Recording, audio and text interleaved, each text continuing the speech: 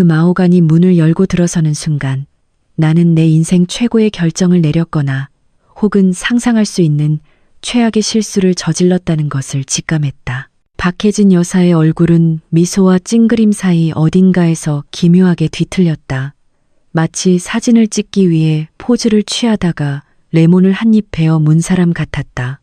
그녀의 시선은 나의 소박한 네이비 드레스, 굽낮은 플랫슈즈, 길거리에서 산 귀걸이를 훑어내렸다. 나는 그녀가 머릿속으로 내 순자산을 계산하고는 가치 없다고 결론 내리는 것을 지켜보았다. 그녀는 아들이자 내 약혼자인 김민준에게 몸을 기울여 내가 듣지 못할 것이라 생각하는 무언가를 속삭였다. 하지만 나는 모든 단어를 똑똑히 들었다. 내가 마치 입구를 잘못 찾아 들어온 가정부 같다고. 그 순간 나는 이 저녁 식사가 아주 흥미로워질 것이라는 걸 알았다. 내 이름은 이서연, 32살이다. 그리고 고백할 것이 하나 있다. 지난 14개월 동안 나는 내가 결혼할 남자에게 비밀을 지켜왔다. 피자 마지막 조각을 먹어놓고 강아지 탓을 하는 그런 작은 비밀이 아니다. 아직도 어릴 적 봉제 인형을 안고 자는 그런 중간 크기의 비밀도 아니다. 아니, 내 비밀은 내가 새우 월 4천만 원을 번다는 것이었다. 세전으로는 더욱 터무니없는 액수다. 새우 금액만으로도 회계사들이 2번 확인하며 계산 실수가 아니냐고 물을 정도의 숫자다. 나는 국내 최대 IT 기업의 수석 소프트웨어 아키텍트다. 15살 때부터 코드를 짰고 22살에 첫 앱을 팔았으며 그 이후로 계속해서 승진해왔다. 나는 3개의 특허를 보유하고 있고 국제 컨퍼런스에서 연설했으며 눈이 휘둥그레질 만한 스톡 옵션도 가지고 있다. 그리고 민주는 내가 월세도 겨우 내는 사무보조원이라고 생각했다. 나는 그에게 거짓말을 한 적은 없다. 14개월 전 카페에서 처음 만났을 때 그는 내 직업을 물었고 나는 IT 업계에서 일한다고 답했다. 그는 이해했다는 듯 고개를 끄덕이고는 임원들 스케줄 관리를 하냐고 물었다. 나는 미소를 지으며 팀을 지원하는 역할을 한다고 모호하게 대답했다. 그는 스스로 빈칸을 채웠고 나는 굳이 정정하지 않았다. 내가 왜 그런 짓을 했을까? 내가 사랑에 빠진 남자, 결혼을 생각하는 남자가 재정적으로 힘들어한다고 믿게 놔둔 이유가 뭘까? 나는 그의 차를 10번도 더 살 수 있는데도 말이다. 그 이유는 오래전 내 인생에서 가장 중요한 사람에게서 배운 것 때문이다. 7살 때 부모님이 돌아가신 후 나를 키워주신 분은 할머니셨다. 할머니는 조용한 동네의 평범한 빌라에 사셨고 오래된 국산차를 몰았으며 동네 마트에서 장을 보셨고 화려한 옷은 절대 입지 않으셨다. 할머니는 내게 소박한 집밥을 짓는 법, 작은 기쁨에 감사하는 법, 그리고 절대 통장 잔고로 내 가치를 판단하지 말라고 가르치셨다. 내가 24살 때 할머니가 돌아가시기 전까지 몰랐던 사실은 할머니가 수십억 원의 자산가였다는 것이다. 젊은 시절 작은 사업체를 제국으로 일구셨고 현명하게 투자하셨으며 겉모습보다 인격이 더 중요하다고 믿으셨기에 소박하게 살기를 선택하셨다. 할머니는 모든 것을 내게 남기셨고 나는 그 편지를 아직도 침대 옆 서랍에 보관하고 있다. 그 편지에는 내가 결코 잊지 못할 구절이 있었다. 사람의 진정한 본성은 아무도 자신을 지켜보고 있지 않다고 생각할 때 드러나는 법이다. 그들이 내게서 얻을 것이 없다고 믿을 때, 너를 자신들보다 아래라고 여길 때, 바로 그때 그들의 진짜 모습이 보이는 거란다. 그래서 민준이 나를 평창동 본가 저녁 식사에 초대했을 때, 그날 밤 관계가 진지해질 수 있다고 암시했을 때, 그의 어머니가 첫인상을 매우 중요하게 여긴다고 언급했을 때 나는 결심했다. 나는 김민준의 가족에게 할머니가 가르쳐 주신 시험을 해보기로 했다. 그들이 기대하는 소박하고 평범한 여자로 나타나기로. 수수한 옷을 입고 낡은 차를 몰고 내 처지에 대해 겸손하게 말하기로. 그리고 나는 지켜볼 것이다. 자신들에게 아무런 도움이 되지 않는다고 생각하는 사람을 그들이 어떻게 대하는지, 자신들보다 아래라고 여기는 사람을, 줄 것이 아무것도 없다고 생각하는 사람을, 나를 판단하기 전에, 내가 교활하거나 기만적이라고 생각하기 전에 이것 하나만 묻고 싶다. 당신의 연인 가족이 당신을 정말 어떻게 생각하는지 궁금해 본 적이 있는가?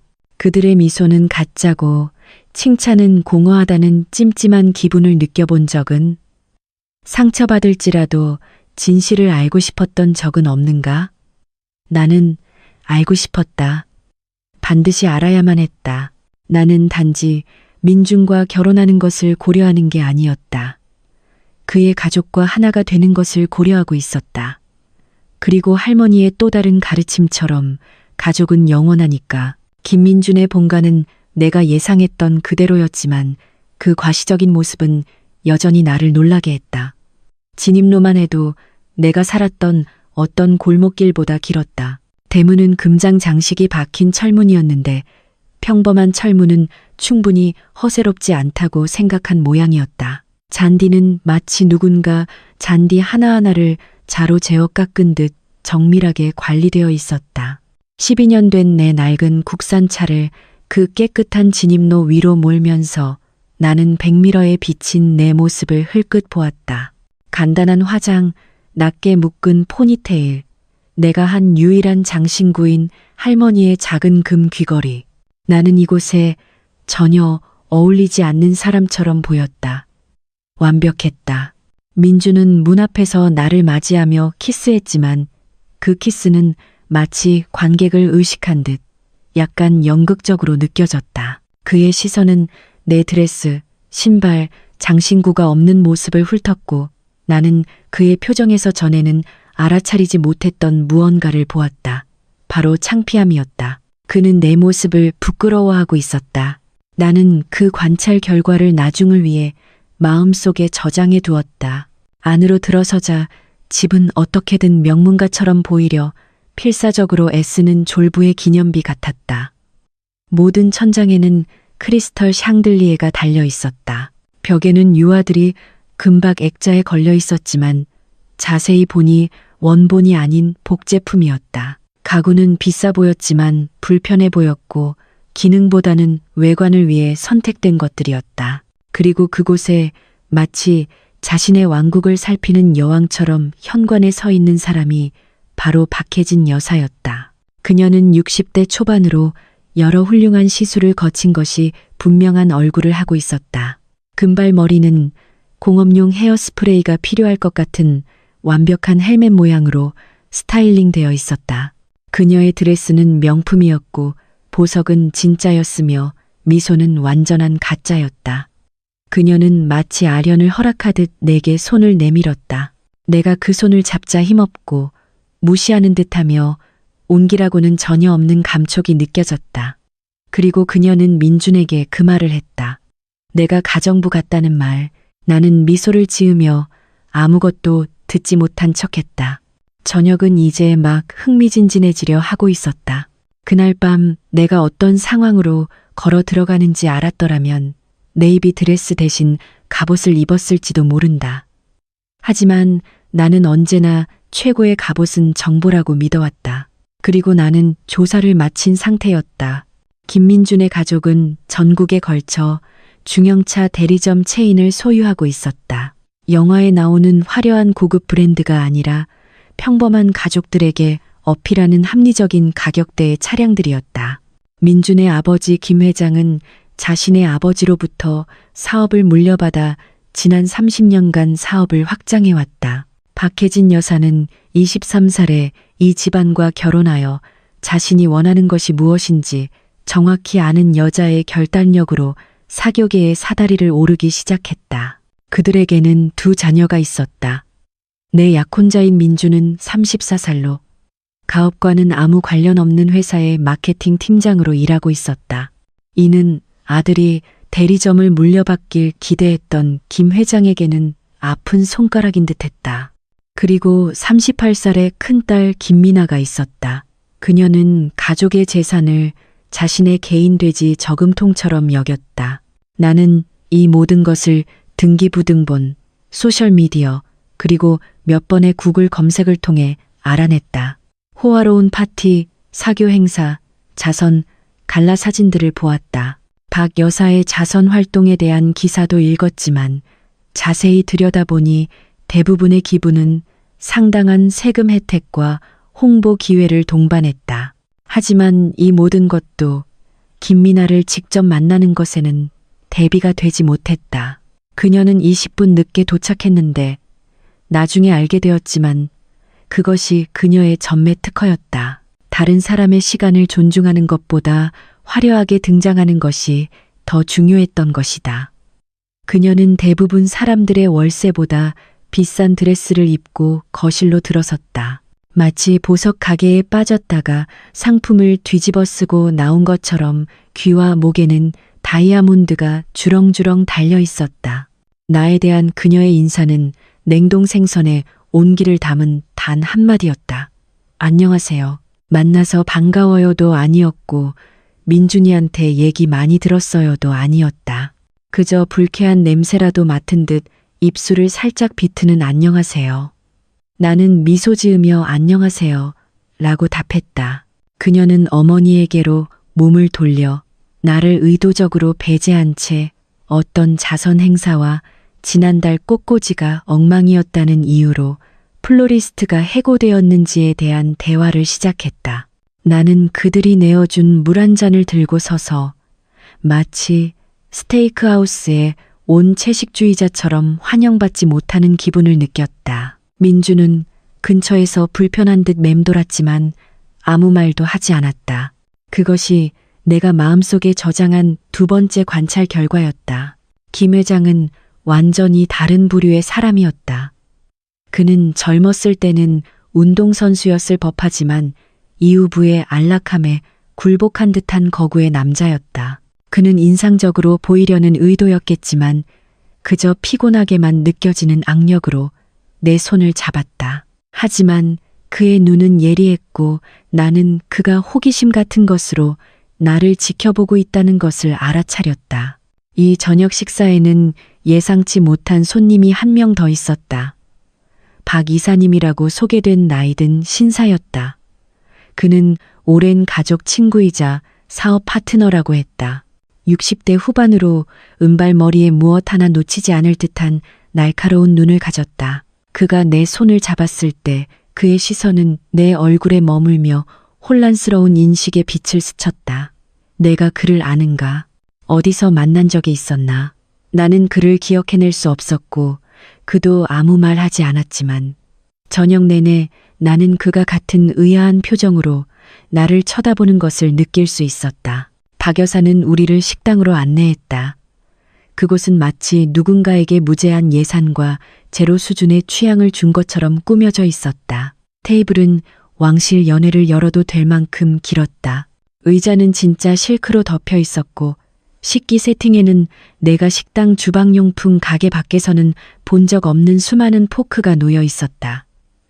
나는 그것들을 세어보았다. 각 자리마다 포크가 6개씩 있었다. 한 끼 식사에 6개라니. 나는 그보다 적은 도구로 수술하는 것을 본 적이 있다. 박 여사는 내가 식기를 보는 것을 알아차리고 그 얼어붙은 미소를 지었다. 그녀는 내가 격식 있는 식사에 익숙하지 않은 것 같다고 말했다. 그녀의 목소리에는 거짓 동정심이 뚝뚝 묻어났다. 나는 할머니께서 항상 포크가 중요한 게 아니라 함께 식사하는 사람이 중요하다고 가르치셨다고 말했다. 박 여사의 미소가 거의 알아챌 수 없을 정도로 굳어졌다. 미나는 와인 잔에 대고 코웃음을 쳤고 저녁 식사가 시작되었다. 첫 코스는 정체를 알 수 없는 수프였지만 한 그릇 가격이 아마 내 일주일치 식료품 예산보다 비쌀 것이었다. 박 여사는 이 시간을 이용해 내가 나중에 취조라고 부르게 될 것을 시작했다. 그녀는 내가 어디서 자랐는지 물었다. 나는 시골 작은 마을이라고 대답했고 그건 사실이었다. 그녀는 내 가족에 대해 물었다.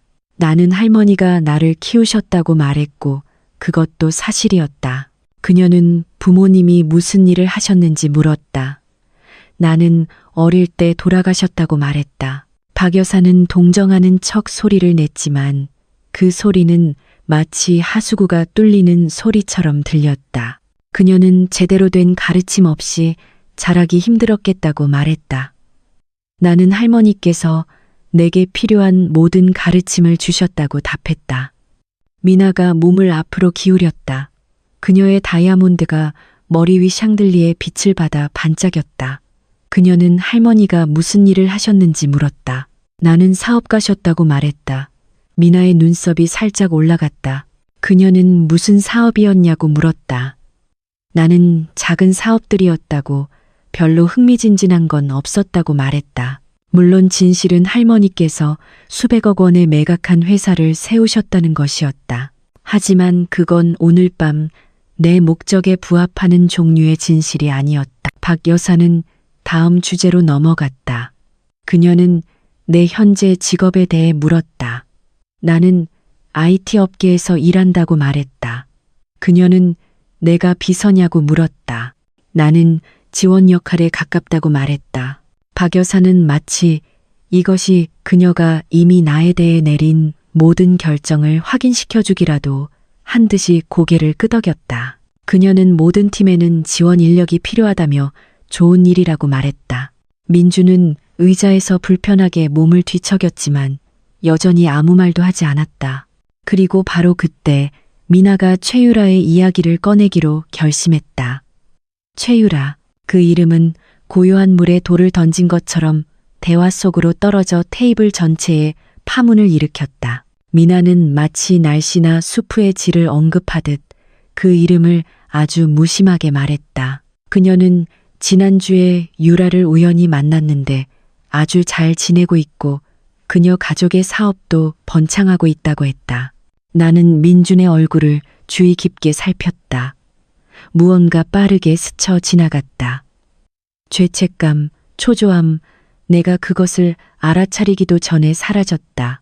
박 여사는 이 기회를 기다렸다는 사람의 열의를 가지고 그 실마리를 이어받았다. 그녀는 유라가 항상 사랑스러운 아이였고 능력 있고 우리 가족의 생활 방식에 아주 잘 어울렸다고 말했다. 그녀는 3년 동안 민준의 여자친구였다고.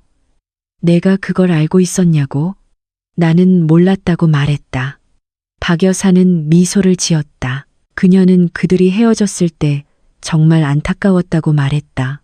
모두가 그들이 결국 결혼할 것이라고 예상했다고.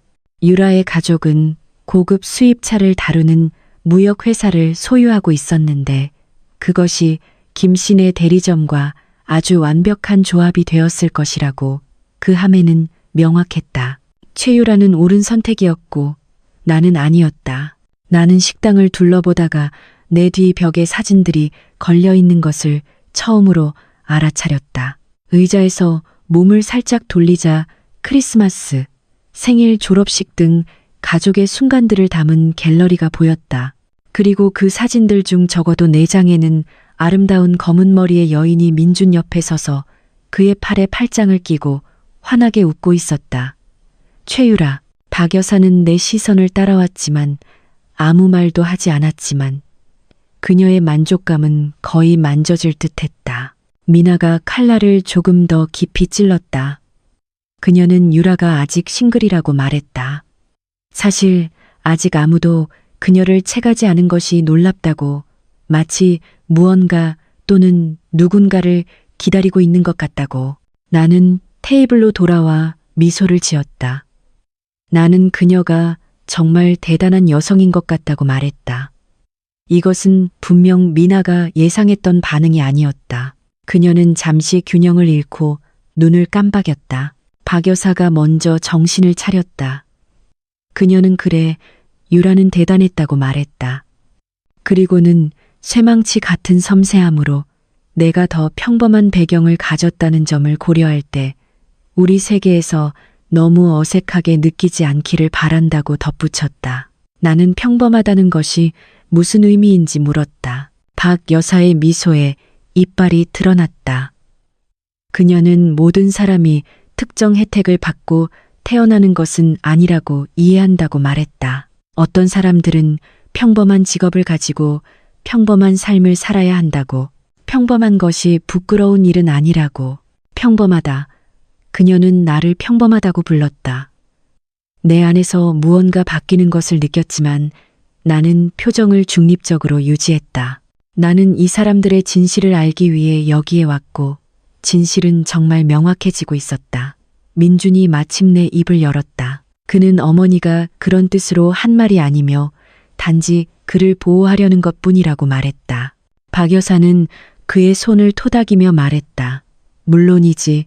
엄마는 항상 아들에게 최고를 원한단다. 말하지 않은 결론이 연기처럼 공중에 떠 있었다. 그리고 너는 최고가 아니야. 김 회장은 헛기침을 하며 주제를 바꾸려고 시도했다. 그는 내 취미에 대해 일 외에 관심사가 있는지 물었다. 나는 독서, 등산, 간단한 요리를 즐긴다고 특별한 건 없다고 말했다. 미나는 웃으며 그게 마치 아이가 좋아하는 활동을 나열하는 것처럼 귀엽다고 말했다. 박 이사님이 우리가 앉은 이후 처음으로 입을 열었다. 그는 소박한 즐거움에도 의미가 있다고 생각한다고. 자신의 할머니도 검소한 삶을 사셨지만 그가 아는 가장 행복한 분이셨다고 말했다. 박 여사는 그에게 우유를 상하게 할 수 있을 정도의 눈빛을 쏘았다. 박 이사님은 그녀를 무시하고 그 이상한 탐색적인 표정으로 나를 계속 쳐다보았다. 그는 내 할머니 성함이 어떻게 되시는지 물었다. 나는 이정숙이라고 말했다. 박 이사님의 눈썹이 살짝 올라갔지만 그는 더 이상 아무 말도 하지 않고 생각에 잠긴 듯 고개를 끄덕인 후 다시 숲으로 시선을 돌렸다. 저녁 식사의 나머지 부분도 비슷한 방식으로 계속되었다. 박 여사와 미나는 번갈아 가며 내 자리를 상기시키기 위해 고안된 질문들을 던졌고 그들의 마음속에서 내 자리는 그들보다 훨씬 아래 어딘가에 있었다. 민주는 가끔 나를 옹호하려는 약한 시도를 했지만 그의 마음은 분명 거기에 없었다. 김 회장은 대부분 침묵을 지키며 아내와 논쟁하는 것이 무의미하다는 것을 오래전에 배운 남자의 피곤한 체념으로 진행 상황을 지켜보았다. 그리고 그 모든 것을 통해 박 이사님은 나를 지켜보았다. 디저트가 나올 때쯤 나는 김씨 가족에 대해 알아야 할 모든 것을 알게 되었다. 그들은 인간의 가치를 돈과 사회적 관계로 측정하는 최고 등급의 속물들이었다. 그들은 나를 제거해야 할 장애물, 해결해야 할 문제, 민준이 저지른 바로잡아야 할 실수로 보았다. 하지만 나는 예상치 못한 다른 것도 알게 되었다. 민준은 내가 생각했던 그 남자가 아니었다. 내가 사랑에 빠졌던 민준은 친절하고 세심했으며 나라는 사람에게 진심으로 관심이 있는 것처럼 보였다. 하지만 이 민준, 어머니의 식탁에 앉아 그녀가 나를 갈기갈기 찢어놓는 것을 진정한 항해 한마디 없이 내버려두는 이 민주는 다른 사람이었다. 더 약하고 자신을 사랑한다고 주장하는 여자를 변호하는 것보다 가족의 인정을 더 중요하게 생각하는 사람이었다. 나는 어느 쪽이 진짜 민준인지 궁금했다. 그리고 나는 곧 알아낼 참이었다. 디저트 후에 박 여사는 거실에서 커피를 마시자고 했다. 남자들은 창가로 가서 사업 얘기를 나누었고 미나는 전화를 받으러 자리를 떴다. 박 여사는 집사와 할 얘기가 있다며 곧 합류하겠다고 했다. 이로써 나는 혼자 생각에 잠길 완벽한 기회를 얻었다. 나는 화장실을 찾으러 자리를 떴다. 민주는 나에게 집 뒤쪽 더 많은 허세 가득한 예술품들이 늘어선 긴 복도를 가리켰다. 나는 천천히 걸으며 세부 사항들을 살폈다. 집은 순전히 재정적인 관점에서는 인상적이었지만 차갑고 텅 빈 느낌이었다. 마치 아무도 실제로 살지 않는 박물관 같았다. 화장실은 찾기 쉬웠지만 나는 정말로 그것을 찾고 있었던 게 아니었다. 내가 찾고 있었던 것은 정보, 이해, 그리고 그 저녁을 이해하는데 도움이 될 단서였다. 나는 훨씬 더 좋은 것을 찾았다. 살짝 열린 문을 지나갈 때 나는 목소리를 들었다. 박 여사와 미나의 목소리였다. 나는 멈췄다. 모든 본능이 계속 걸어가라고, 그들의 사생활을 존중하라고, 연속극 속 인물처럼 엿듣지 말라고 말했다. 하지만 박 여사의 어조에 담긴 무언가가 나를 멈추게 했다. 날카롭고 긴급한 무언가. 나는 그림자 속에 머물며 문에 더 가까이 다가갔다. 박 여사는 이 상황을 빨리 처리해야 한다고, 민준이 이런 실수를 저지르게 놔둘 수 없다고 말하고 있었다. 미나가 동의했다. 그녀는 그가 정말로 나를 여기에 데려왔다는 것을 믿을 수 없다고, 이것이 단지 그의 대학 시절 채식주의 기간 같은 일시적인 단계라고 생각했다고 말했다. 박 여사는 이것이 식단보다 더 심각하다고 말했다. 이 여자가 모든 것을 망칠 수 있다고. 심장이 더 빨리 뛰는 것을 느꼈다. 그들은 나에 대해 이야기하고 있었다. 물론 나에 대해 이야기하고 있었다. 하지만 다음에 나온 말은 정말로 내 피를 차갑게 만들었다. 미나는 타이밍이 이보다 더 나쁠 수 없다고 말했다. 그녀는 최 씨 가문과의 합병이 성사되어야 하며, 그러기 위해서는 민준이 최유라와 함께 있어야 한다고 말했다. 최 씨, 그것이 유라의 가족 성이었다. 고급 수입차 업체, 박 여사가 동의했다. 그녀는 대리점이 위기에 처해 있으며 다음 회계 연도를 버티기 위해서는 최 씨와의 파트너십이 필요하다고 말했다. 나는 발밑의 바닥이 흔들리는 것을 느꼈다. 김씨네 대리점이 재정적 어려움을 겪고 있었다. 내 조사에서 무언가 짐작은 했지만 이것은 확증이었다. 미나가 계속했다. 그녀는 민준이 세부 사항을 조율하는 동안 유라의 관심을 계속 끌기로 되어 있었다고 말했다. 그것이 계획이었다. 유라의 가족은 대리점에 투자하고 그 대가로 김씨네 유통망에 접근할 수 있게 되는 것이었다. 박 여사는 민준이 유라와의 관계에서 여지를 남겨두고 있다고 자신을 안심시켰다고 말했다. 여지를 남겨두고 있었다고 나에게 청혼하면서 나는 벽에 기대어 정신없이 생각했다. 이것은 단순한 속물근성이 아니었다. 이것은 아들의 여자친구가 마음에 들지 않는 가족의 문제가 아니었다. 이것은 계산되고 전략적인 것이었다. 민주는 단지 어머니에게 맞서지 못하는 약한 남자가 아니었다. 민주는 나를 이용하고 있었다. 하지만 무엇을 위해? 유라가 항상 계획이었다면 왜 나를 곁에 둔 걸까? 미나가 내 무언의 질문에 답했다. 그녀는 민준이 정말 바보 같다고 말했다.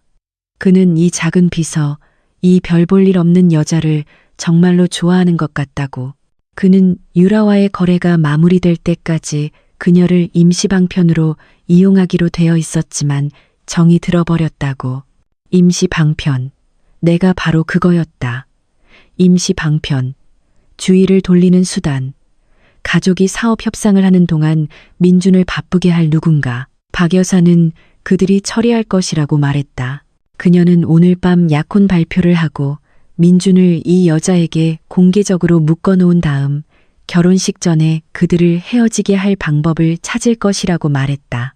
일단 유라를 확보하면 그들은 약혼을 파기할 만한 나에 대한 끔찍한 비밀을 발견해낼 것이었다. 미나는 물었다. 무슨 끔찍한 비밀? 박 여사는 필요하다면 하나 만들어낼 것이라고 말했다. 나는 그 복도에 얼어붙은 채 서서 두 여자가 마치 저녁 파티를 계획하듯 내 관계의 파괴를 계획하는 것을 들었다. 그리고 미나가 모든 것을 더욱 악화시키는 말을 했다. 그녀는 적어도 그 여자는 아무것도 의심하지 못할 만큼 멍청하다고, 그 점에서는 민준이 잘 골랐다고 말했다. 그녀는 순진하고 사람을 잘 믿고 아마 민준 같은 사람이 자신에게 관심을 가져준 것만으로도 감사해야 할 것이라고. 박 여사는 웃으며 동의했다. 나는 문에서 물러나 복도를 조용히 걸어 내려왔다. 손이 떨렸지만 상처 때문이 아니라 분노 때문이었다. 그들은 내가 멍청하다고 생각했다. 그들은 내가 순진하다고 생각했다. 그들은 내가 사랑에 너무 절박해서 그들이 던져주는 어떤 부스러기든 받아들일 것이라고 생각했다.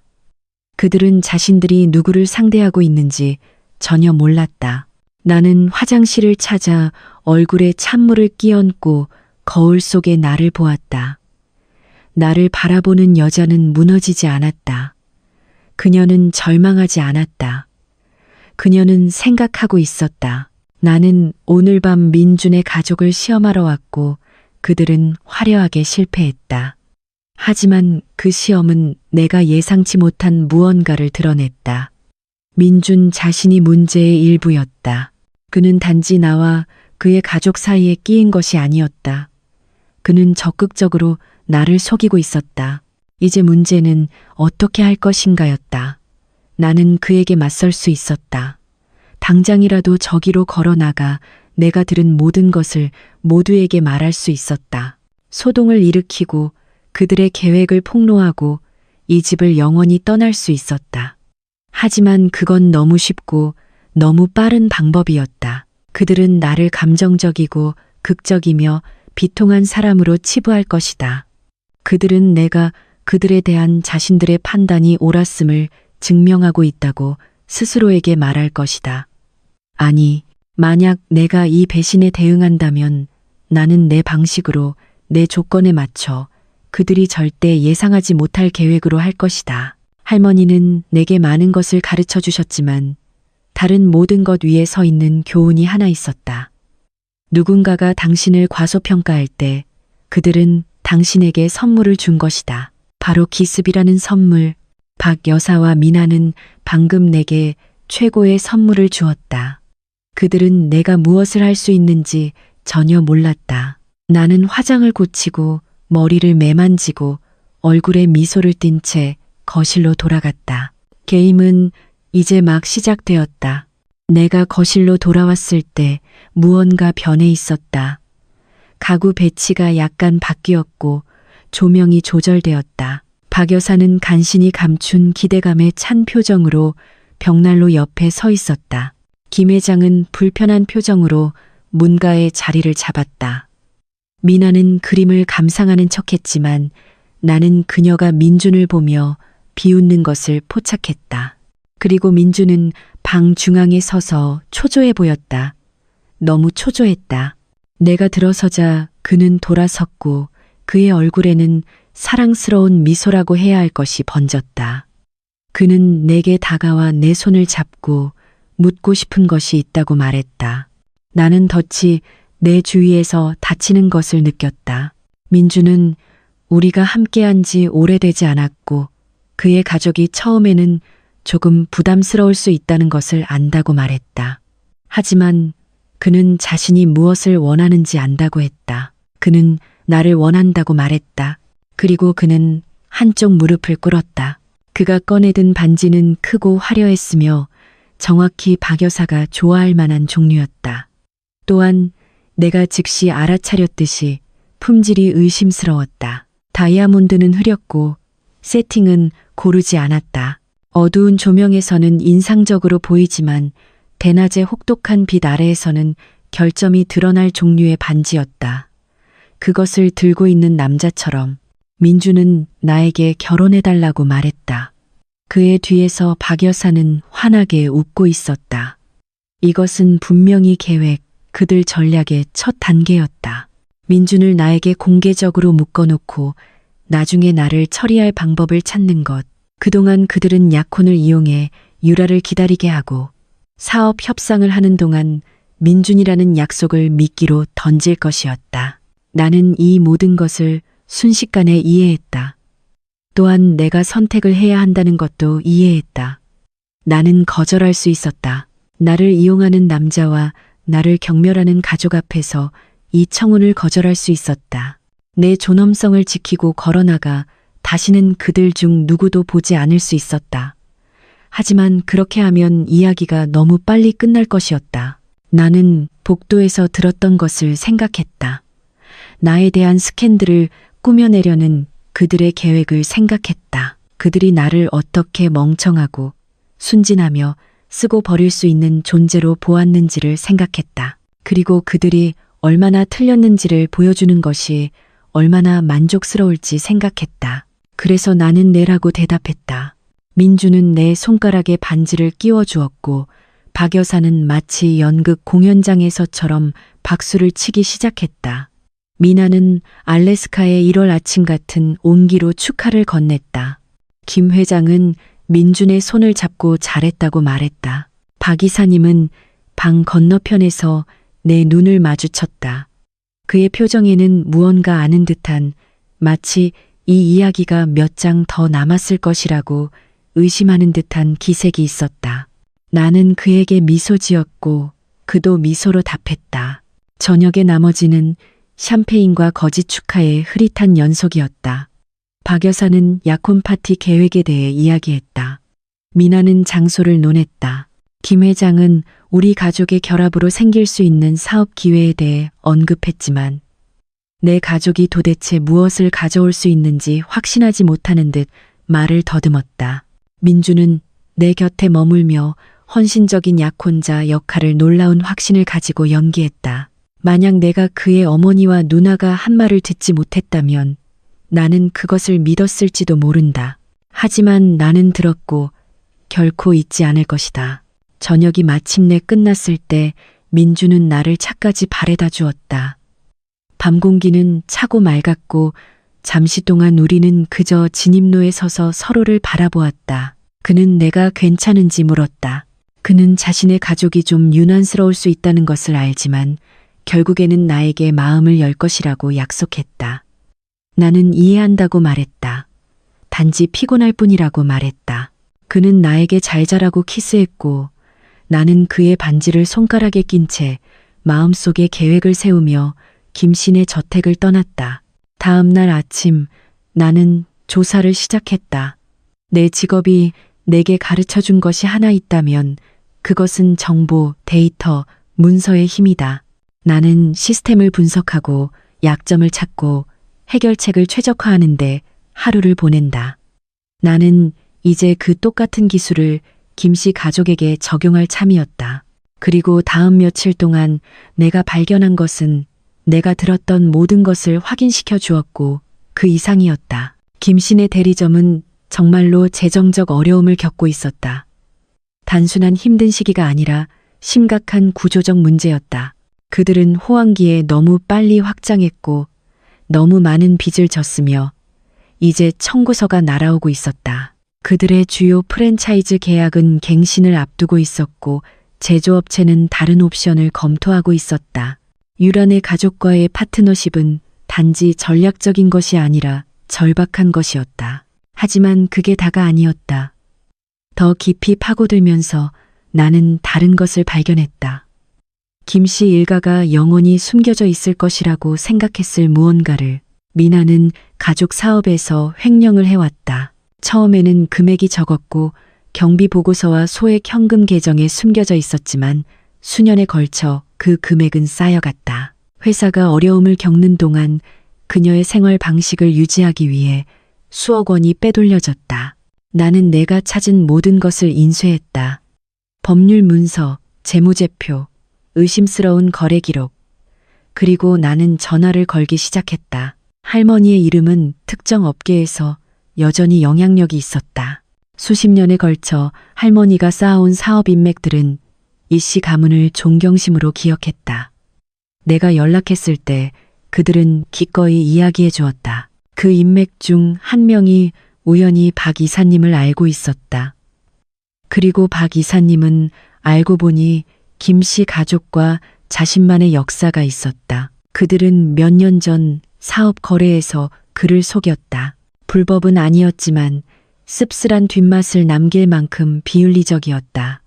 그는 복수할 기회를 기다리고 있었다. 나는 그에게 그 기회를 줄 참이었다. 다음 몇 주는 인내와 연기의 연속이었다. 나는 수상 경력에 빛나는 여배우의 기술로 행복한 약혼자 역할을 연기했다. 김씨네 저택에서 열리는 가족 저녁 식사에 참석했다. 박 여사의 수동 공격적인 발언을 미소로 들었다. 미나가 디자이너 옷과 비싼 보석을 과시하는 것을 지켜보았고 그 돈이 어디서 나왔는지 정확히 알고 있었다. 그리고 나는 민준을 지켜보았다. 그는 이제 달랐다. 아니, 어쩌면 내가 처음으로 그를 명확하게 보고 있었던 것일지도 모른다. 한때 매력적이라고 생각했던 그의 세심함은 이제 계산적으로 보였다. 칭찬은 연습한 것처럼 느껴졌고 점점 더 경계심을 갖고 지키던 그의 전화기는 그가 재빨리 내시아에서 숨기는 메시지로 윙윙거렸다. 나는 누가 그에게 문자를 보내는지 알고 있었다. 나는 그의 화면에 그 이름이 한 번 이상 번쩍이는 것을 보았다. 최유라. 어느 날 저녁 나는 민준에게 야근한다고 말했다. 대신 나는 그가 고객을 만나기로 한 레스토랑 근처에 주차했다. 그는 고객을 만나고 있지 않았다. 그는 그녀를 만나고 있었다. 나는 창문을 통해 그들이 구석 테이블에 함께 앉아 있는 것을 지켜보았다. 머리를 맞대고 그들의 몸짓은 의심할 여지 없이 친밀했다. 한순간 그는 테이블 너머로 그녀의 손을 잡았다. 또 다른 순간 그녀는 그가 한 말에 웃으며 그의 얼굴을 만졌다. 나는 사진을 찍었다. 법적인 목적의 증거가 필요해서가 아니라 이 순간을 기억하고 싶었기 때문이다. 나는 김민준이 정말 어떤 사람인지 정확히 기억하고 싶었다. 그는 단지 약한 사람이 아니었다. 그는 단지 마마보이가 아니었다. 그는 거짓말쟁이이자 사기꾼이었다. 그의 가족이 뒤에서 결과를 조종하는 동안 적극적으로 두 개의 관계를 유지하고 있었다. 그 순간 내가 느낀 분노는 백열처럼 뜨겁고 정화되는 것이었지만 나는 그것에 따라 행동하지 않았다. 아직은 아니었다. 대신 나는 집으로 돌아와 점점 늘어나는 파일에 사진들을 추가했다. 박 이사님과 나는 정기적으로 항상 비밀리에 만났다. 그는 김씨 일가의 의심스러운 사업 관행에 대한 자신만의 문서를 가지고 있었다. 그는 수년에 걸쳐 그들의 거래로 피해를 본 사람들을 알고 있었다. 그는 그들을 무너뜨리는데 기꺼이 도울 의향이 있었다. 하지만 그는 내게 왜냐고 물었다. 그는 자신의 동기는 이해하지만 내 동기를 알고 싶다고 했다. 이것이 단지 복수 때문인지 아니면 그 이상인지 나는 대답하기 전에 그의 질문에 대해 오랫동안 생각했다.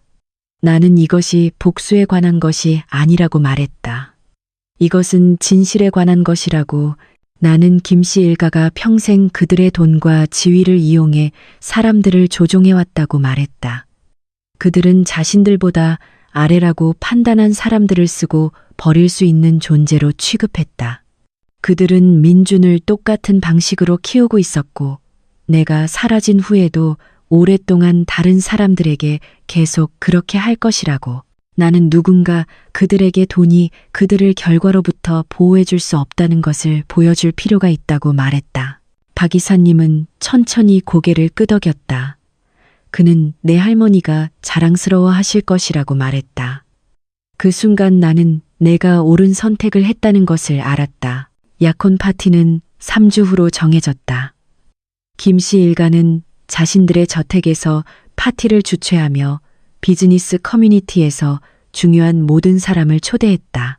박 여사는 그것을 대관식처럼 세상에 자신의 완벽한 가족을 과시할 기회로 여기고 있었다. 그녀는 무엇이 다가오고 있는지 전혀 몰랐다. 나는 그 3주 동안 준비했다. 박 이사님과 협력했다. 업계 인맥들에게 전략적인 전화를 걸었다. 심지어 김씨네 대리점과의 계약을 해지하는 것을 고려 중인 자동차 제조업체에도 연락했다. 그들은 내가 공유할 내용에 매우 관심이 있었다. 그리고 파티 전날 밤 나는 마지막으로 한 가지 일을 했다. 나는 민준에게 솔직해질 마지막 기회를 주었다. 우리는 그의 아파트에 앉아 파티의 마지막 세부 사항을 검토하고 있었다. 나는 그에게 무심하게 우리에 대해, 우리의 미래에 대해 어떻게 생각하는지 물었다. 그는 기대된다고 말했다. 그는 나와 결혼하는 것을 기다릴 수 없다고 말했다. 나는 그에게 나에게 말하고 싶은 것, 무엇이든 있는지 물었다. 그는 한때 내가 그토록 매력적이라고 생각했던 그 파란 눈으로 나를 보았다. 그는 아무것도 없다고 말했다. 그는 내가 그가 원했던 모든 것이라고 말했다. 나는 유라에 대해 물었다.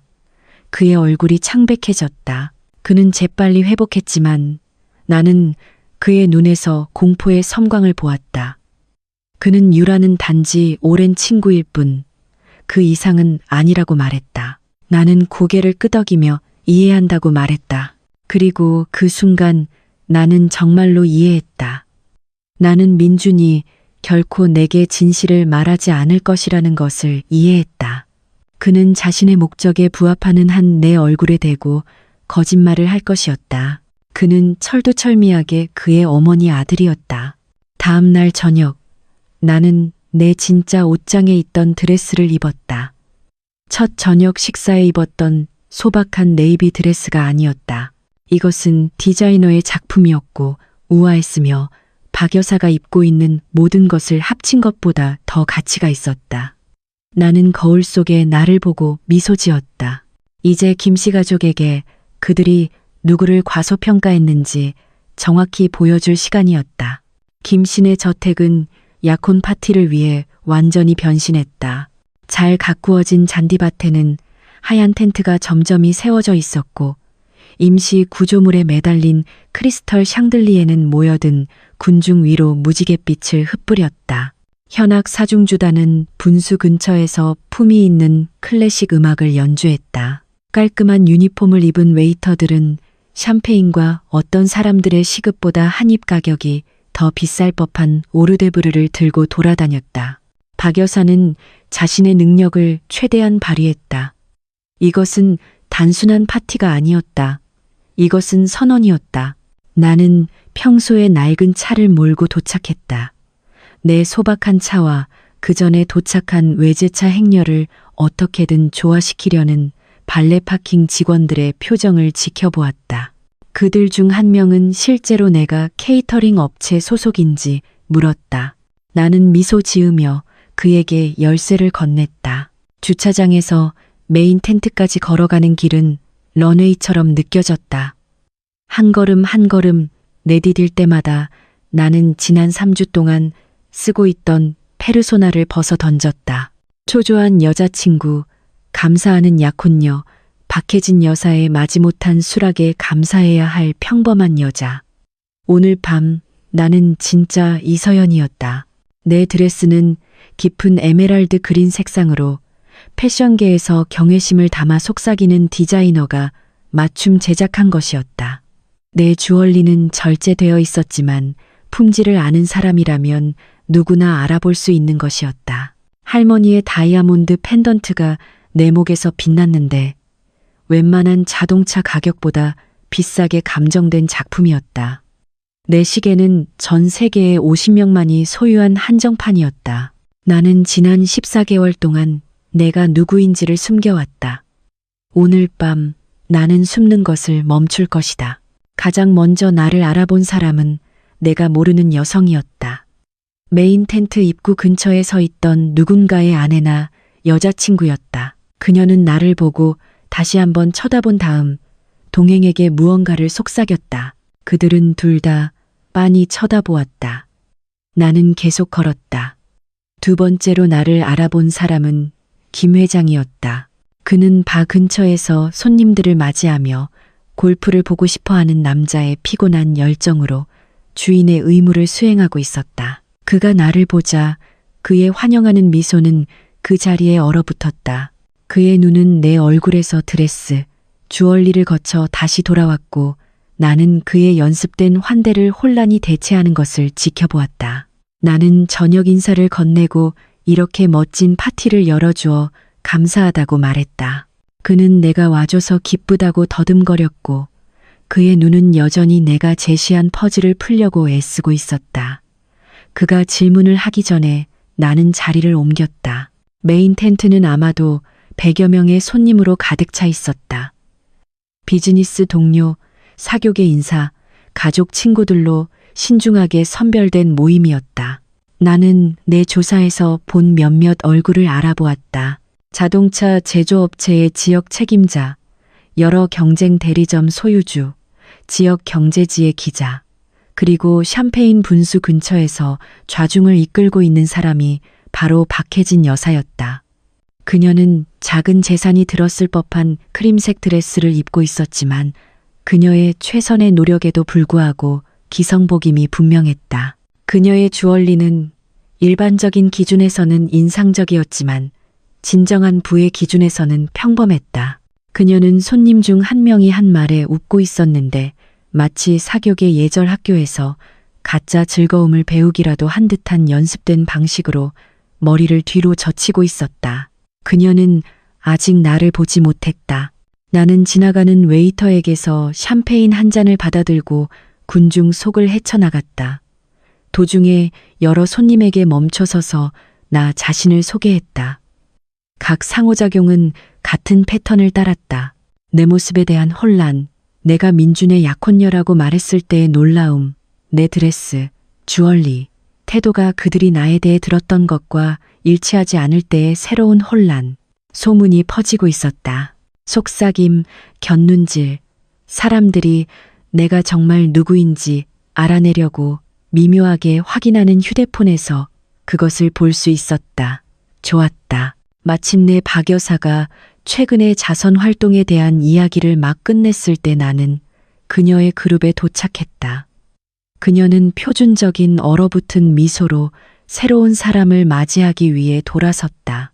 그리고 그녀의 얼굴은 놀라운 변화를 겪었다.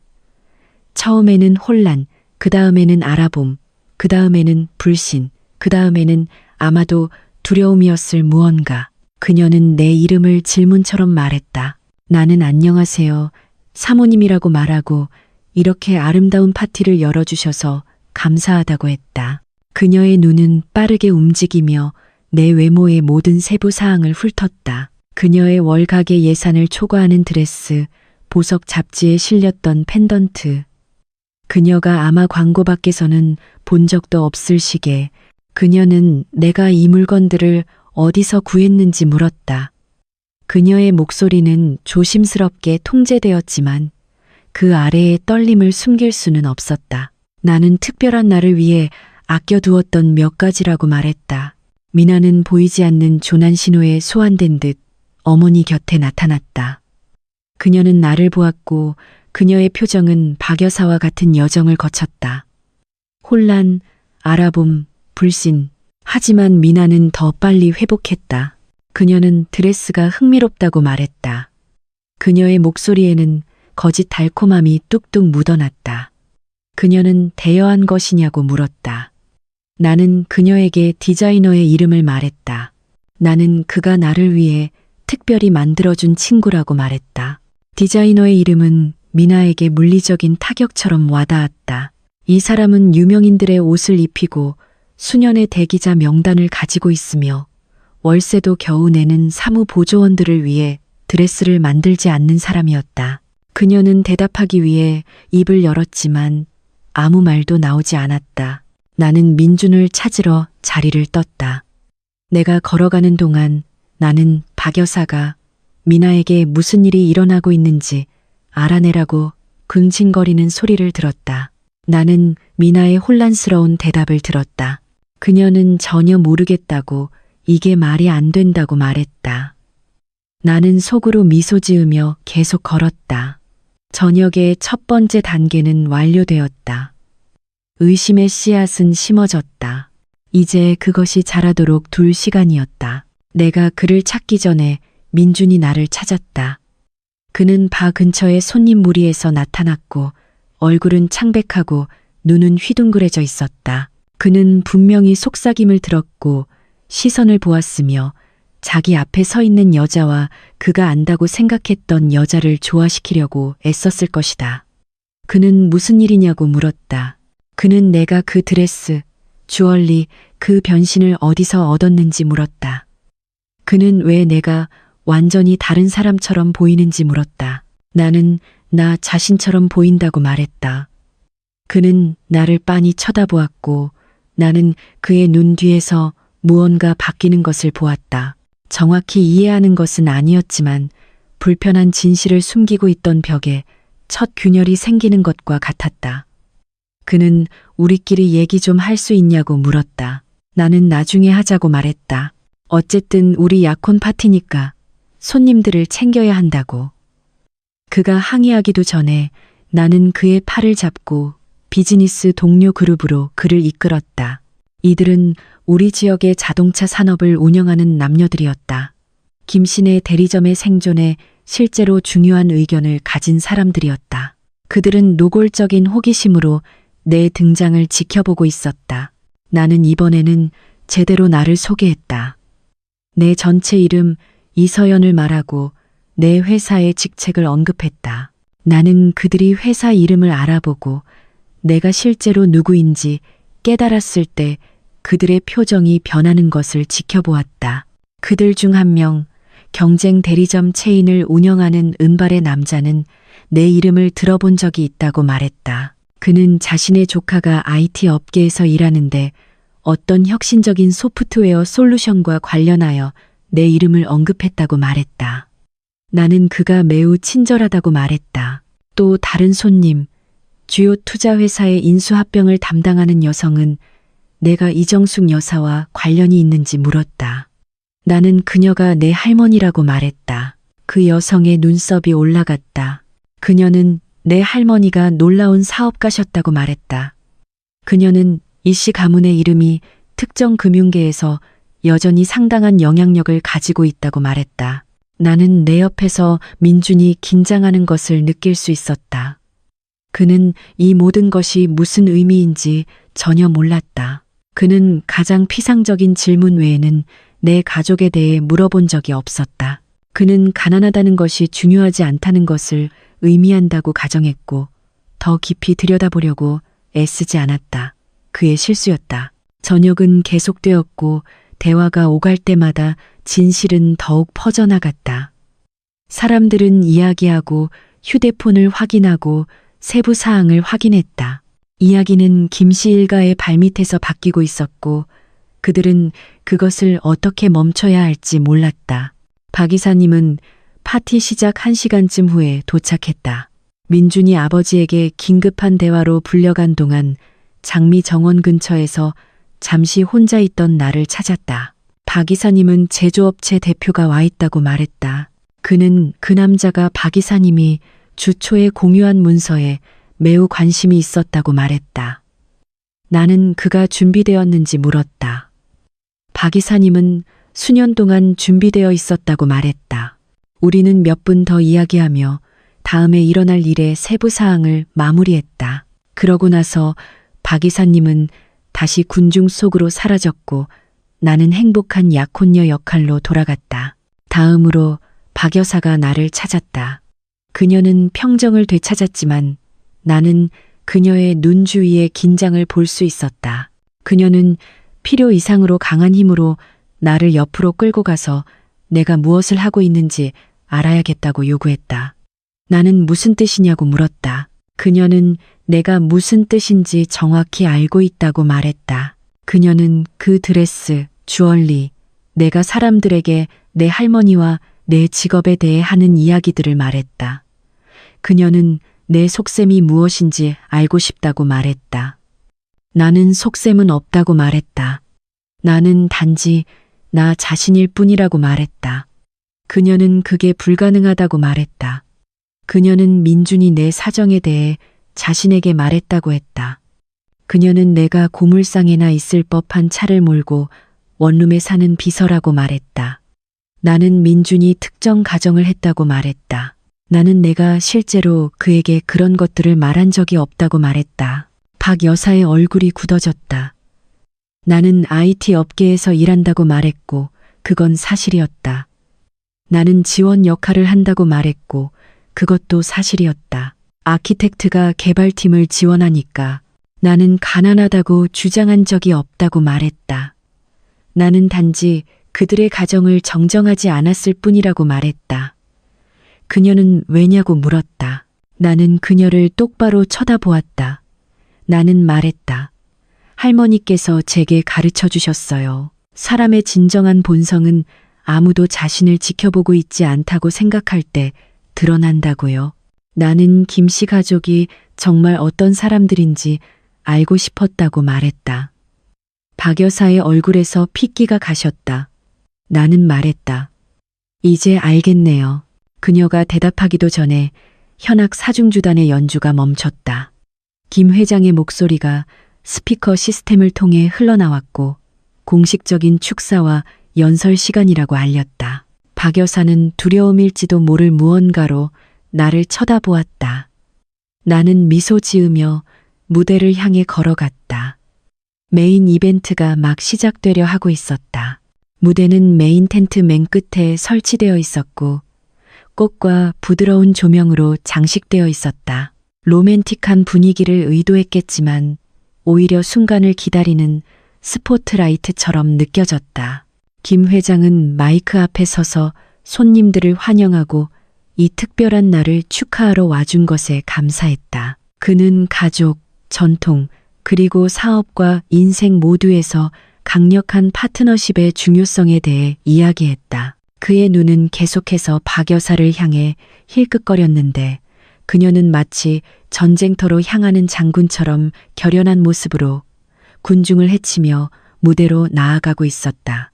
김 회장이 말을 마칠 때쯤 그녀는 마이크에 도착했다. 그녀는 부드럽게 마이크를 넘겨받았고 평정심을 완전히 되찾았으며 미소는 언제나처럼 얼어붙은 채 완벽했다. 그녀는 아들의 약혼을 축하하는 이 자리에 모두를 환영하게 되어 기쁘다고 말했다. 그녀는 민준이 훌륭한 젊은 여성을 찾았으며 김씨 가족에게 완벽한 일원이 될 것이라고 말했다. 그녀는 미래에 대한 흥미로운 계획, 즉 김씨 가문의 유산이 여러 세대에 걸쳐 계속될 수 있도록 보장할 계획이 있다고 말했다. 그러고 나서 그녀는 사업 기회에 대해 암시하기 시작했다. 그녀는 성장과 확장에 대해 이야기했다. 새로운 파트너십과 전략적 제휴에 대해 이야기했다. 그녀는 김신의 대리점이 흥미진진한 새로운 장으로 접어들고 있다고 말했다. 나는 자동차 제조업체 대표가 불편하게 몸을 뒤척이는 것을 보았다. 나는 박 이사님이 그의 눈을 마주치고 거의 알아챌 수 없을 정도로 고개를 끄덕이는 것을 보았다. 박 여사는 무언가를 향해 분위기를 쌓아가고 있었다. 그녀는 이 약혼 파티를 어떤 종류의 사업 발표를 위한 플랫폼으로 사용하고 있었고 아마도 그들의 회사를 구할 예정이었던 최 씨 가문과의 합병과 관련된 것일 터였다. 그녀는 민준을 무대로 불렀다. 그는 연습된 미소 뒤에 긴장을 숨기려 애쓰며 계단을 올랐다. 그는 어머니 옆에 서서 군중을 바라보며 나를 찾았다. 그의 표정은 복잡했다.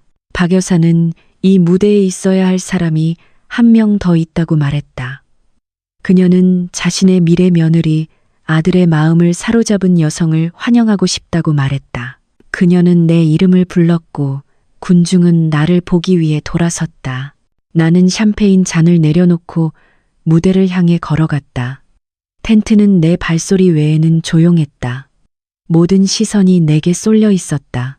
속삭임은 제 역할을 다했다. 모두가 무언가 일어나고 있다는 것을, 이 약혼 파티가 곧 완전히 다른 무언가가 될 것이라는 것을 알고 있었다. 나는 계단을 올라 민준 옆에 섰다. 그는 내 손을 잡으려 했지만 그의 손길은 불확실하고 의문으로 가득 차 있었다. 박 여사는 눈에 미소가 담기지 않은 채 나에게 마이크를 건넸다. 그녀는 내가 몇 마디 하고 싶을 것이라고 확신한다고 말했다. 나는 내 손에 들린 마이크를 보았다. 민준을 보았다. 자신이 상황을 통제하고 있다고 생각하는 박 여사를 보았다. 김씨 가족의 미래를 좌우할 수 있는 사람들로 가득 찬 군중을 보았다. 나는 말했다. 네, 몇 마디 하고 싶습니다. 그리고 나는 말을 시작했다.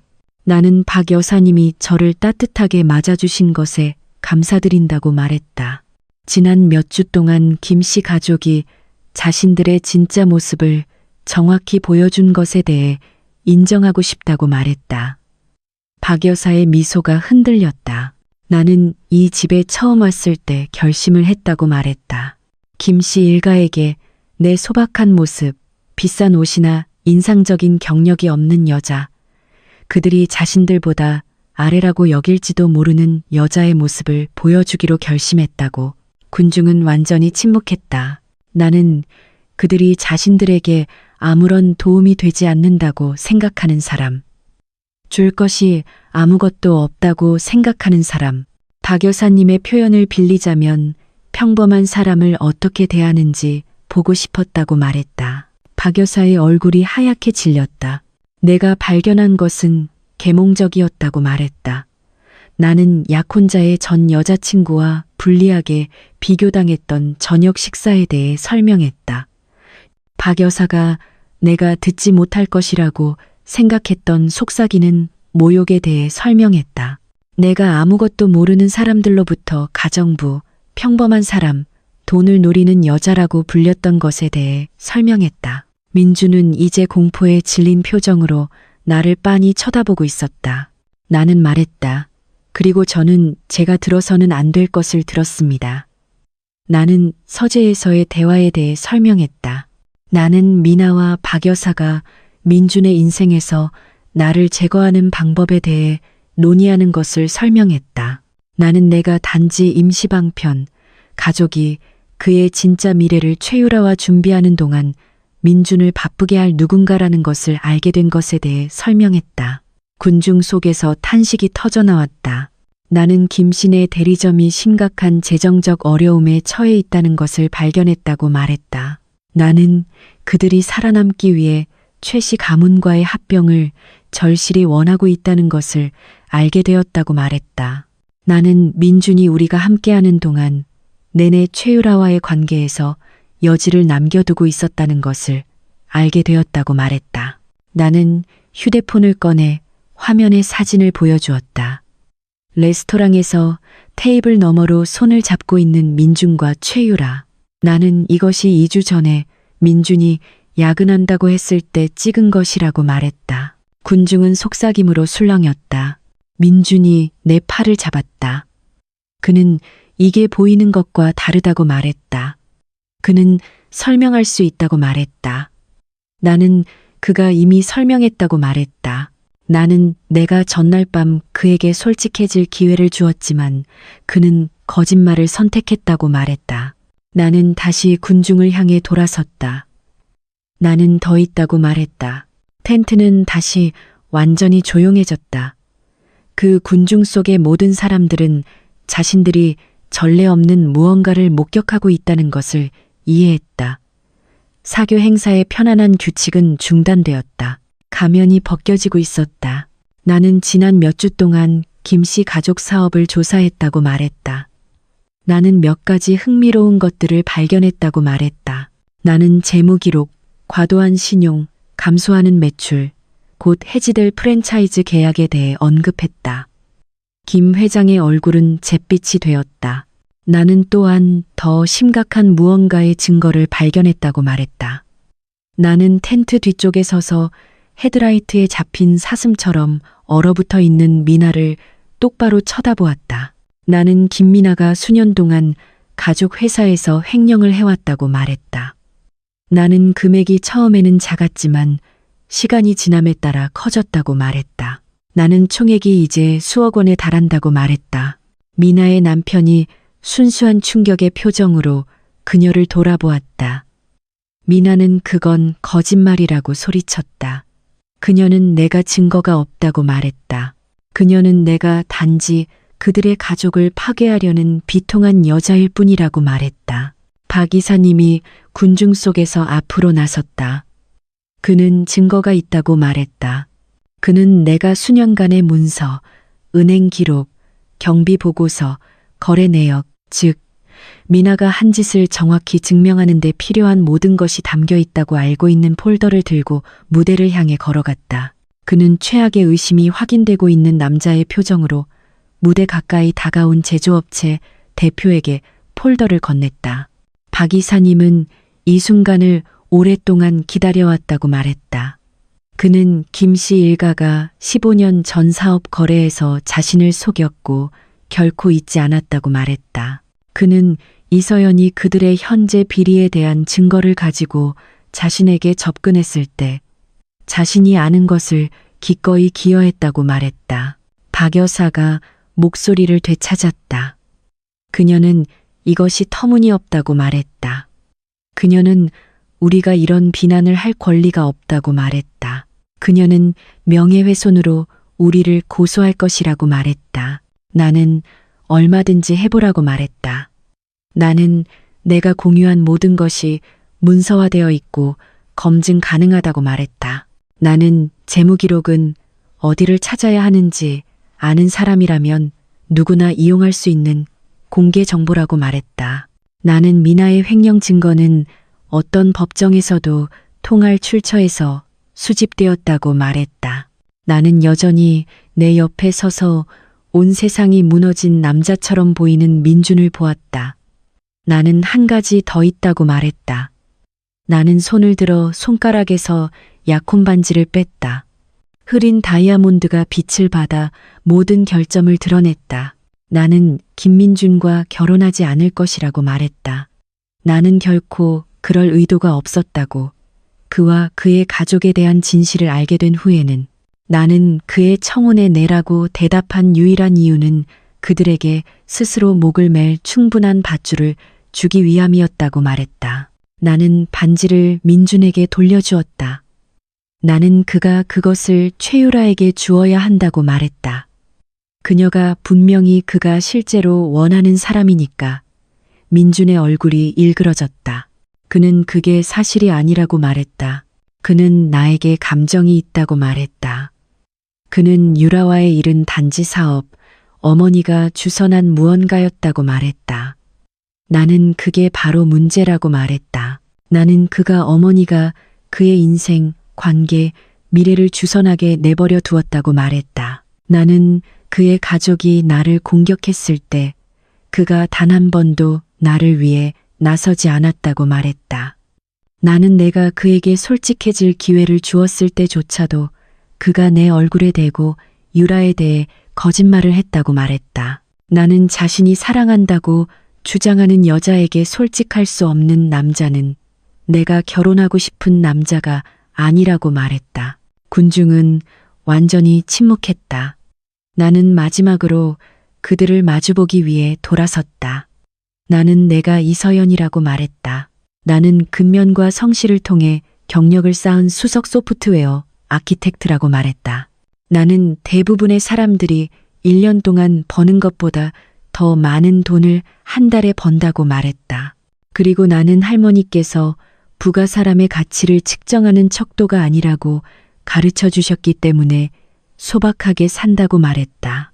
나는 김씨 일가가 내게 그들의 진정한 본성을 보여주었다고 말했다.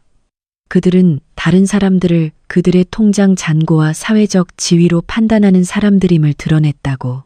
그들은 내가 그들에게 줄 것이 아무것도 없다고 생각했기 때문에 나를 경멸로 대했다고. 나는 그것이 결국 내 도움이 있든 없든 그들을 파괴할 종류의 인격이라고 말했다. 나는 마이크를 연단에 내려놓고 무대에서 걸어 내려왔다. 군중은 물처럼 나를 위해 갈라졌다. 아무도 말하지 않았다. 아무도 나를 막으려 하지 않았다. 내 뒤에서 나는 혼돈이 시작되는 소리를 들었다. 텐트를 빠져나가면서 뒤돌아보지 않았지만 모든 것을 들을 수 있었다. 상황을 수습하려는 박 여사의 높고 절박한 목소리, 그녀는 오해가 있었다고, 내가 분명히 정신이 이상하다고. 내가 한 말은 아무것도 사실이 아니라고 말하고 있었다. 하지만 손상은 이미 가해졌다. 나는 제조업체 대표가 전화기에 대고 말하는 소리를 들을 수 있었다. 그의 목소리는 딱딱하고 전문적이었다. 나는 다른 손님들이 중얼거리는 소리를 들을 수 있었다. 일부는 이미 출구를 향해 가고 있었고 눈앞에서 펼쳐지는 재앙으로부터 거리를 두고 싶어 했다. 나는 텐트 가장자리에 도착해서 잠시 멈췄다. 미나는 바 근처에서 남편을 몰아세우며 설명하고 정당화하려 애쓰고 있었다. 그의 표정은 돌처럼 굳어 있었다. 그는 마치 난생 처음 보는 사람처럼 그가 결혼한 여자가 그녀의 얼굴을 한 낯선 사람으로 대체된 것처럼 그녀를 보고 있었다. 김 회장은 의자에 주저앉아 머리를 감싸 쥐고 있었다. 김씨 제국의 가장, 아마도 의심은 했지만 결코 인정하고 싶지 않았던 비밀의 폭로로 무너져 내렸다. 그리고 민주는 무대 위에 홀로 서서 거절당한 반지를 여전히 손에 쥔 채였다. 그는 내가 읽을 수 없는 표정으로 나를 보고 있었다. 분노, 슬픔, 후회, 더 이상 중요하지 않았다. 나는 텐트를 나와 시원한 밤 공기 속으로 걸어 들어갔다. 별들은 머리 위에서 밝게 빛나며 아래에서 벌어지는 인간 드라마에는 무관심했다. 나는 깊은 숨을 들이마셨다. 어쩐지 더 깨끗하고 더 가볍게 느껴지는 공기로 폐를 채웠다. 몇 분 후 박 이사님이 분수 옆에서 나를 찾았다. 그는 끝났다고 말했다. 그는 제조업체가 이미 전화를 걸었다고 했다. 김씨네 대리점은 이달 말까지 프랜차이즈 계약을 잃게 될 것이라고. 나는 그가 만족하는지 물었다. 그는 만족이라는 단어는 딱 맞지 않는다고 말했다. 그는 더 안도감 같다고, 마침내 갚은 빚 같다고 말했다. 나는 그가 무슨 뜻인지 이해했다. 그는 내가 이제 무엇을 할 것인지 물었다. 나는 집에 갈 것이라고 말했다. 나는 몇 주 만에 처음으로 푹 잘 것이라고 말했다. 나는 내일 일어나서 내가 스스로 만든 삶을 계속 살아갈 것이라고. 김민준이나 그의 가족과는 아무 관련 없는 삶을. 박 이사님은 고개를 끄덕였다. 그는 오늘 밤 내 할머니가 나를 자랑스러워 하셨을 것이라고 말했다. 나는 예상치 못하고 반갑지 않은 눈물이 눈에 고이는 것을 느꼈다. 나는 그랬으면 좋겠네요라고 말했다. 그는 내게 명함을 건넸다. 그는 혹시 필요한 것이 있으면 전화하라고 말했다. 그는 내게 빚을 졌다고 했다. 나는 명함을 지갑에 넣고 그에게 감사했다. 그러고 나서 나는 발레 파킹 스테이션으로 걸어가 매우 혼란스러워하는 직원에게서 내 낡은 차를 받고 마지막으로 김씨네 저택을 떠났다. 백미러에는 텐트에서 쏟아져 나오는 손님들, 혼돈 속으로 해체되는 파티가 보였다. 나는 완전히 통제불능이 된 이야기를 여전히 통제하려는 듯 격렬하게 손짓하는 박 여사를 볼 수 있었다. 나는 다시 길로 시선을 돌렸고 다시는 뒤돌아보지 않았다. 집으로 가는 길은 조용했다. 라디오를 켜지 않았다. 누구에게도 전화하지 않았다. 나는 그저 밤길을 운전하며 일어난 모든 일과 나 사이의 거리를 두었다. 마침내 내 소박한 오피스텔에 도착했을 때 나는 안으로 들어가기 전에 차 안에서 잠시 앉아 있었다. 나는 민준에 대해, 내가 그라고 믿었던 남자와 그가 드러낸 진짜 모습에 대해 생각했다. 내가 그와 결혼하여 내 삶을 그의 삶에 묻고 나를 영원히 경멸로 대할 가족의 일부가 될 뻔했다는 것을 생각했다. 나는 할머니와 그녀가 내게 가르쳐준 인격과 가치에 대한 교훈에 대해 생각했다. 그리고 나는 내 미래, 내가 나 자신의 조건으로 나를 무엇을 줄 수 있는지가 아니라 내가 누구인지로 가치 있게 여기는 사람들과 함께 만들어갈 미래에 대해 생각했다. 나는 차에서 내려 안으로 들어갔다. 내 오피스텔은 작고 소박했고 딱 내가 좋아하는 방식이었다. 나는 차 한 잔을 끓이고 디자이너 드레스를 벗고 낡고 편안한 가운을 입고 창가에 앉았다. 도시의 불빛이 내 아래에서 반짝였다. 수천 개의 창문에서 수천 개의 삶이 펼쳐지고 있었다. 나는 그들 중 하나일 뿐이었다. 특별하지도 비범하지도 않았다. 그리고 그것이 바로 내가 원했던 방식이었다. 일주일 후 나는 아침 커피와 함께 주방 식탁에 앉아 있을 때 휴대폰이 뉴스 알림으로 울렸다. 헤드라인은 김씨 오토 프랜차이즈 계약 해지 후 폐업 위기였다.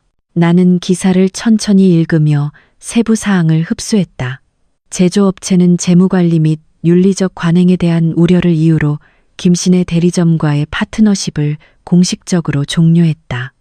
프랜차이즈 계약 없이는 대리점은 신차를 판매할 수 없었다. 신차 판매 없이는 사업은 생존할 수 없었다. 기사는 여러 전 비즈니스 파트너들이 김씨 가족의 관행에 대한 자신들의 불만을 제기했다고 언급했다. 내부 조사가 현재 당국에 의해 검토 중인 재정적 비리를 드러냈다고 언급했다. 김민아가 추가 조사가 있을 때까지 회사 직위에서 물러나도록 요청받았다고 언급했다. 기사는 나를 언급하지 않았다. 나는 박 이사님에게 내 이름을 빼달라고 부탁했고 그는 그 요청을 존중했다.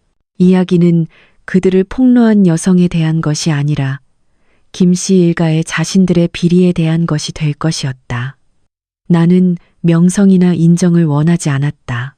나는 단지 진실이 드러나기를 원했다. 그리고 그것은 드러났다. 나는 커피를 마시고 작은 주방을 둘러보았다.